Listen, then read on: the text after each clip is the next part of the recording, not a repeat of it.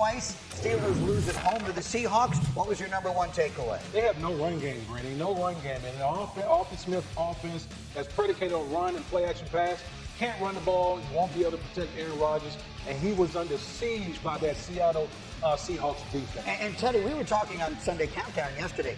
Their win week one was the least Steeler-like thing you've ever seen. The defense looked bad. The offensive line looked bad. They needed Rodgers to bail them out. It looked similar yesterday. Yeah, it's very un-Pittsburgh-like. I mean, this is 40-year-old Aaron Rodgers, and you don't want him to have to throw 4 touchdown passes every single week, Rex. I mean, run the football, play some defense. Those are elements of the Pittsburgh Steelers. Yeah, like, where the heck's the defense? Like, I think the biggest problem is their defense right now. This is what I want Aaron Rodgers for. All right, it's a close game. You keep it tight with your run game and your defense. 4 minutes left. You're down by 3. Aaron, go be Aaron. That's when you want him to do it, not throughout the course of the entire game. I mean, conversation we had this entire summer was Rodgers isn't going to be asked to do that much. The defense is going to be outstanding. They're going to run the ball. They just need him to make a play here or a play there.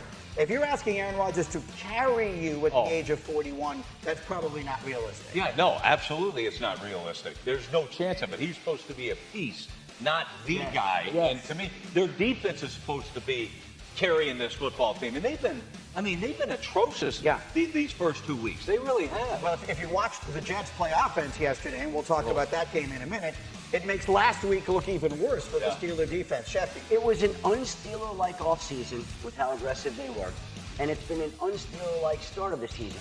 Their defense has not been able to stop opposing offenses. They're making mistakes that beat themselves, like Caleb Johnson, the rookie running back, not recovering that ball in the end zone and costing his team a touchdown that wound up costing the team the game. Those are not mistakes that the Steelers usually make. They usually play sound, fundamental football, win with defense. The offense is not as explosive as this team has been through the early season. Just a total different franchise than we're used to seeing. So the answer to the question on your screen, we all think it's a bad sign. Maybe not so much for Rodgers. Who would have thought 2 weeks into the season we'd say, well, Rodgers is the least of their problems. They have a lot of others. All right, speaking of problems, Rex, I'm going to ask you to fill in the blank. The New York Jets' performance against Buffalo yesterday was? Awful. And here, you can throw some other ones. Dumb. Here, how about this for dumb? 3rd and 19. Hit the quarterback in the head. Selfish, dumb, boring football, terrible football. I thought these guys were going to play their butts off, man. I thought they were a live dog. Live dog? Are you kidding me? They stunk up the joint. They really did. And embarrassed to be a Jet fan. Awful. So welcome to my life. And here's what I will say about that. The word I would use is alarming, because it's one thing to be awful. It's another thing. Everything you just pointed out, to me, is alarming. And a second game under a new head coach after what was, despite the loss, an encouraging start, for them to come out as flat, all of the problems that we've worried they might have this year manifested themselves. They got dominated on the lines of scrimmage on both sides. They still commit more stupid penalties than any team in the league. It's ridiculous. They look undisciplined. They look unfocused. And Aaron Glenn did not have them ready to play. I'm glad he pointed the finger at himself in the post-game before anything else, because he can yell at anybody he wants. The Jets did not take the field ready to play yesterday. So to me, that was alarming more than it was anyone else. And I could live without Brewski laughing while I'm saying this too. No, Teddy, you know I love you, but I could live without the laughing. You don't need me for this segment. I can see it out of the corner of my eye. I'm saying this. What I'm seeing out of the corner of my eye is D Wood like this, and Teddy like, yeah. Teddy's loving it. You're doing a great job. Yeah, I know. Rex was doing real good. What do you say about the Jets yesterday? They weren't even competitive, Greeny.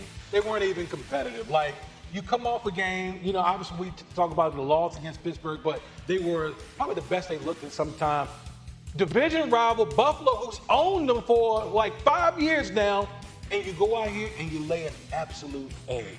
Like you said, Rex, dumb penalties, okay? Non-competitive on both sides of the line of scrimmage, and they got absolutely destroyed by the Buffalo Bills at MetLife Field.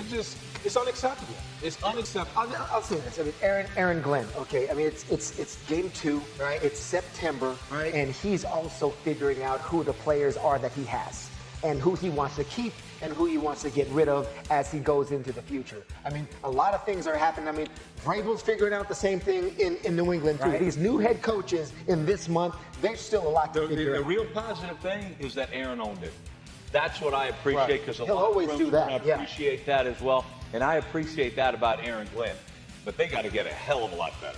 In an unrelated story, Josh Allen didn't need to do anything yesterday, and the Bills improved to a very impressive 2-0. Quick thought on that game? The Jets, I just couldn't believe it. Sitting next to you, Yeah. watch it. You were as stone-faced as Brandon Aubrey kicking the field goal. You knew what was coming, Brady. You knew what was coming. That was disheartening. All right, Teddy, one more from yesterday. For those of you who didn't see it, in the same game in which, unfortunately, Joe Burrow got hurt, we have this moment between Trevor Lawrence and Liam Cohen, his new head coach. He's yelling at Lawrence. Lawrence is kind of waving him off in the moment.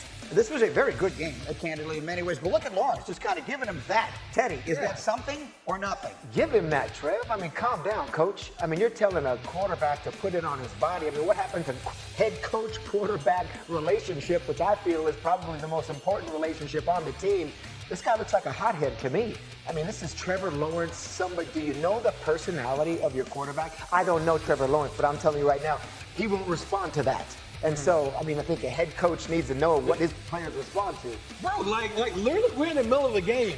You crying about a pass that the placement of the pass, like I'm flushing it and going to the next play. Here's the play. I think the play is coming up on the screen. Put it on his body. We'll get it for you He's here. really put it on his Here body. comes the play. And you're going to be surprised when you see how Actually, not a non-memorable the bad play pass, is. I Yeah, thought. it's not a particularly memorable play. This is Lawrence throws this ball. It's a little high. Gotcha. And the coach is yelling. Rex, I mean, you were a head coach in the league for a while. Yeah. But what do you make of this little exchange between the coach I and the think it's quarterback? ridiculous. Look, you got to be the calming guy. All right, yeah, I'm throwing headsets and stuff too, but Rex doesn't be like calm. a quarterback, like Yeah. you chew him out privately. Not trying to show him up here. What the hell are you trying to accomplish here? Right. Guys are a young coach and things like that, a little fiery or whatever. But hey, dude, come on, man. Like you got to be calm. Like let's get the next one. Move on to the next play. What are you doing here? Somebody tell him, too, it's September. Somebody tell him. I mean, this is... See a final word? It's I think, got to be very disappointing for Jacksonville to have that game in hand. They were controlling it. Joe Burrow is out of the game, out of the season. Cincinnati should be demoralized. And the Jaguars had that game in their control and somehow found a way to lose it. So you could be as excited as you want on the sideline. Just very unfortunate for that franchise that they couldn't put it away when they needed to. Yeah. And so anyway, it's just a little moment there. We go through some of the other games. And by the way, we are not done with week 2. We've got not one but 2 games tonight for Monday Night Football. A doubleheader starts with Tampa and Houston. Special start time, 7 Eastern on ESPN, ABC, and ESPN Deportes. And then the nightcap is a really interesting game in the AFC West. You know, Jim Harbaugh and Pete Carroll have a lot of history. Chargers, Raiders, both games, every snap available on the all-new ESPN.